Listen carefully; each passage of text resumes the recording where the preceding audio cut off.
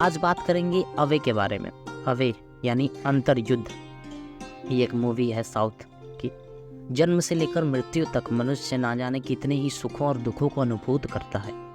मनुष्य के मन को कुछ इस तरह बुना गया है कि वो दुखों की मेमोरी को स्टोर कर उसे बार बार मनुष्य के सामने लाता रहता है। बस कुछ इसी तरह के अनुभव पर बनी मूवी है अवे। अवे शब्द का अर्थ अचानक, चौंकने से, कुछ ऐसा देखो कि चौंक जाओ, अचंभित हो जाओ, उस पर विश्वास ना हो। यह अपने लेवल की मास्टरपीस मूवी है। जब मूवी देखना शुरू करते हैं तो मूवी में एक स्टोरी के पूरी होने से पहले दूसरी स्टोरी, फिर तीसरी, फिर चौथी, पांचवी, छठी, इन सब स्टोरीज को देखकर दिमाग चकराने लगता है। मूवी में चल क्या रहा है, फिल्मकार आखिर दिखाना क्या चाहता है। पूरी मूवी 110 मिनट्स की है।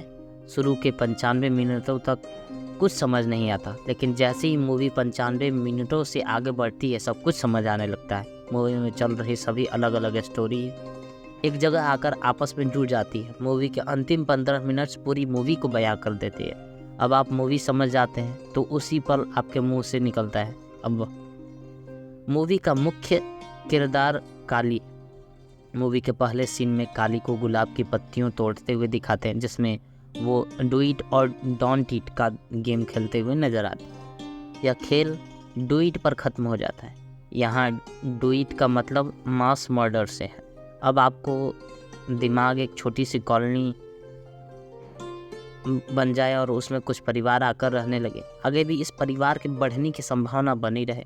उन सभी परिवारों की रोजाना की किचकिच आपके दिमाग पर हथौड़ी बरसाने लगे। आप बहुत ज़्यादा परेशान हो जाएं और न चाहते हुए भी आपको इन सबको झेलना पड़े। तो आप उनसे मुक्त होने के लिए क्या करना पसंद करोगे? उनका मर्डर या कुछ और?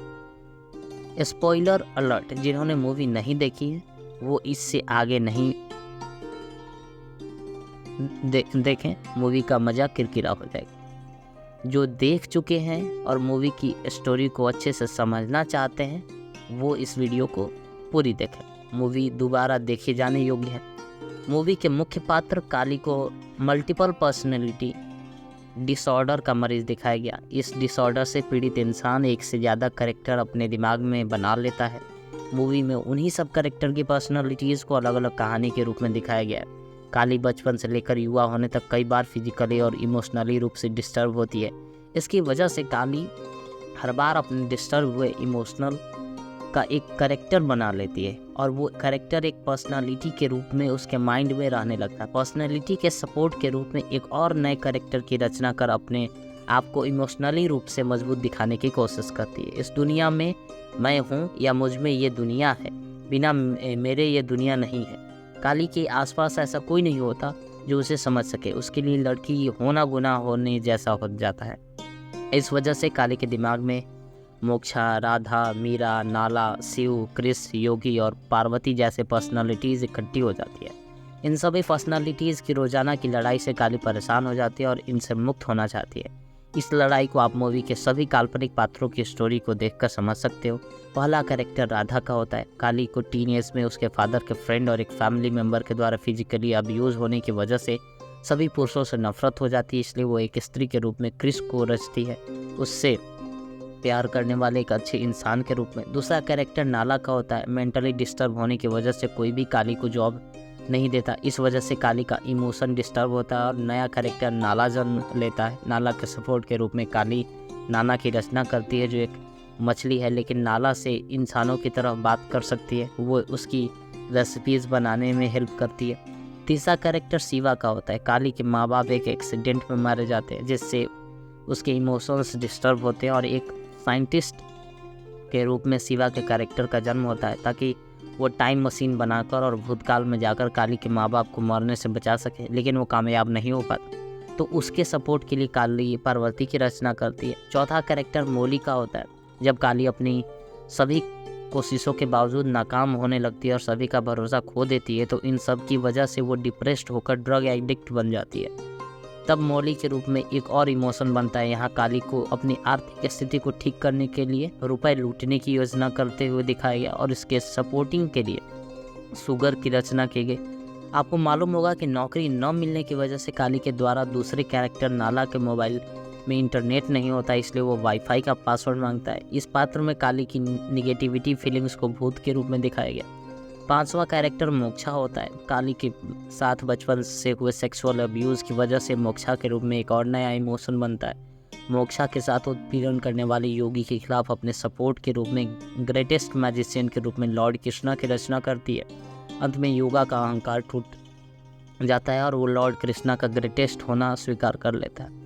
इस तरह मूवी में काली अपनी डिस्टर्ब इमोशन के साथ हर बार एक नए कैरेक्टर को अपने दिमाग में जन्म दे रही होती है और जो उसके एक साथ एक नई पर्सनालिटी के रूप में उसके दिमाग की कॉलोनी में अपना घर बसा रहा होता है। इस तरह एक कैरेक्टर से मुक्ति पाने के लिए काली दूसरे नए कैरेक्टर की कल्पना करती चली जाती है। जैसे एक झूठ बोलने के बाद उसे सच दिखाने के लिए दूसरे नए झूठ बोले जाते हैं।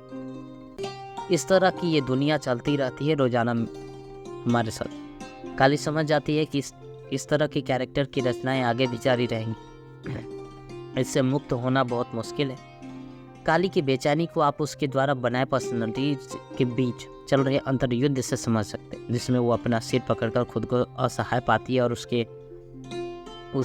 उसका कोई और समाधान नहीं सोचता सिवाय डू इट के। ये सब के सब मुझे रोजाना टॉर्चर करते हैं, मैं इनसे मुक्ति चाहती हूँ, ऐसा कहती है काली। अंततः काली अपने जन्म दिवस पर अपने सिर में गोली मारकर अपने द्वारा बनाए गए सभी काल्पनिक पात्रों से मुक्ति पा लेती है। उसके साथ ही उसके दिमाग में बसेरा करने वाले सभी कैरेक्टर्स भी मुक्त हो जाते हैं। काली की टेबल पर धार्मिक किताब गीता रखी होती है, जिससे पता चलता है कि वह धार्मिक लड़की है, इसलिए उसके सभी बनाए गए कैरेक्टर के नाम भगवान के नाम पर होते हैं। काली को भगवान पर बहुत भरोसा था, लेकिन साथ ही वो दुनिया के शैतानों से भी बहुत डरती थी। मूवी के शुरू में जो इमोशन दिखते हैं, दरअसल वो सभी काली की इमोशंस होते हैं। फिल्मकार ने बहुत ही चतुराई से मूवी बनाई। आप मूवी के अंत तक ही मूवी को समझ पाते हो, उससे पहले आपके द्वारा लगाए सारे अनुमान गलत साबित होते हैं। फिल्मकार का यह कौशल काबिले तारीफ है। मन को समझ पाना और उससे पार पाना बहुत मुश्किल है। मन की व्याधियों को तो भूल ही जाओ, इसे सिर्फ मैनेज किया जा सकता है, ख़त्म कभी नहीं। शायद वर्तमान में इसलिए मनोरोगियों की संख्या बढ़ती जा रही है।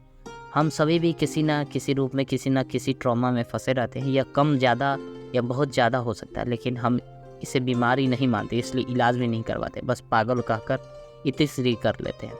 खैर, मूवी में बाल शोषण के बारे में बात की है, जिसकी वजह से काली को अंततः दुनिया से अलविदा कहना पड़ता है। मूवी से मैसेज यही मिलता है कि हमें कोशिश करना चाहिए कि छोटे बच्चे किसी तरह के उत्पीड़न के शिकार न हों।